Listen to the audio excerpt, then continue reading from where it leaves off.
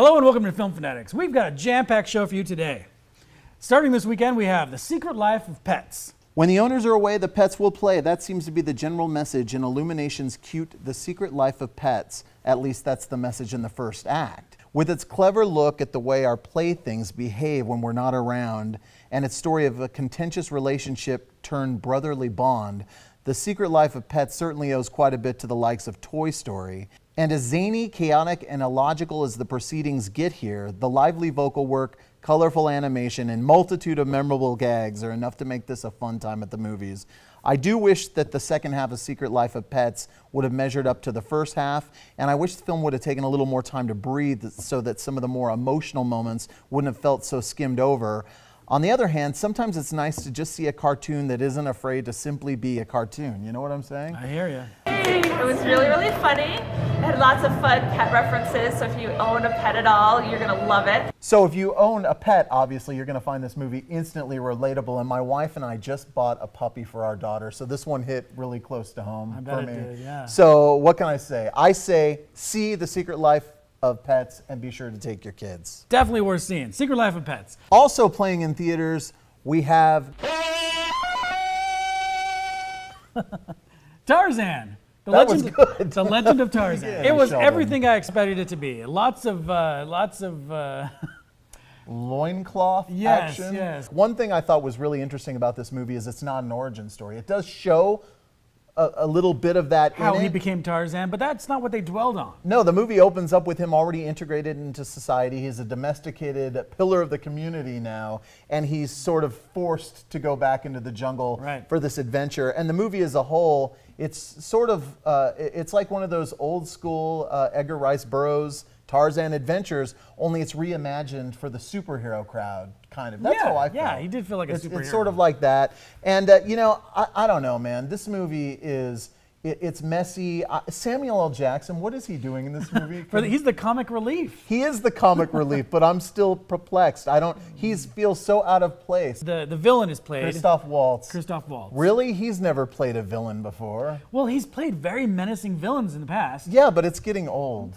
I'm tired of it. I'm sorry. I am just tired of it, and there's nothing new here, and it's just boring. The hero, Tarzan, is played by Alexander Skarsgård. You may remember him as Eric from True Blood. Right. That's sort of his claim to fame. He's got the right physicality. Oh yeah, he's a beautiful man. He is a beautiful man, but what's weird is he at times gets lost in his own movie. It's Tarzan, but somehow he didn't stand out in the movie, and I'm not quite sure why that is. And as the audience can probably gather, there are a ton of visual effects in this movie. Oh, yeah. And none of them hold a candle to the animals in Life of Pi or The Jungle Book, for that matter, which is Yeah. a much better movie. I would say stream it. It is a big, epic movie, but I just wouldn't encourage people to go see it in the theater. You know, I would say see it. I mean, it is a theater film. It's everything you expect it to be. Also opening this weekend, we have Mike and Dave Need Wedding Dates, starring Zac Efron, Audrey Ooh-wee, Plaza. He's a good-looking man. Why not? Looks like another one of those raunchy R-rated comedies, yeah? Yeah. Let's see what happens. And in limited release, we have Viggo Mortensen starring in Captain Fantastic.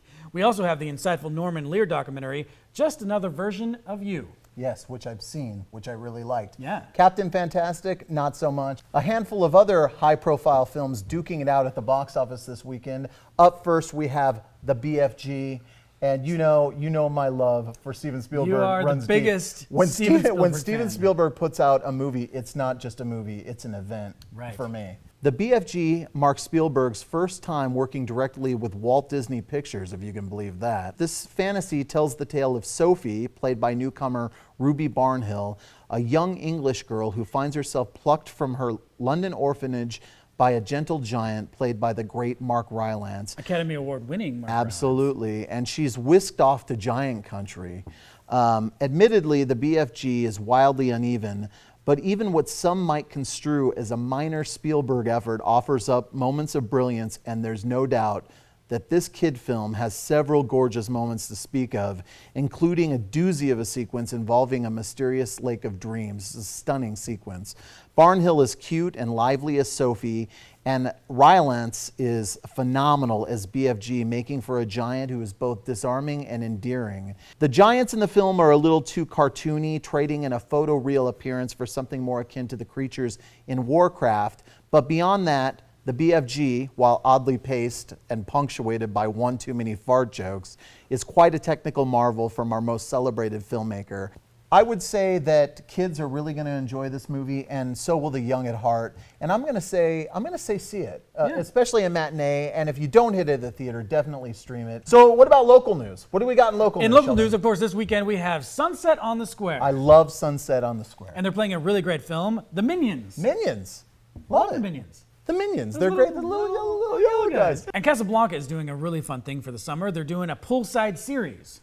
Like movies? Movies. By the pool? By the pool. Oh man, what are they showing? On July 21st, they have Goonies. Yes, gotta love the Goonies. And on August 18th, they have Tim Burton's Batman. From 1989, I love it. You gotta love Batman. So there's some great stuff going on locally. Lots of great movie stuff, and I want to go see it all. How about you? I want to see it. Let's go see it. Let's go to Minions. Let's all take the family. We'll go hang out, and then let's go see some poolside movies at the Casablanca. Sounds good to me. I can't wait. So that's another fabulous, jam-packed episode of Film Fanatics. We want to thank the fine folks at Megaplex Theaters for all that they do for our community. Gotta love them. Gotta love them. And I'm Adam Mast with Cinemast.net. And I'm Sheldon Demke with St. George News. We're Film Fanatics.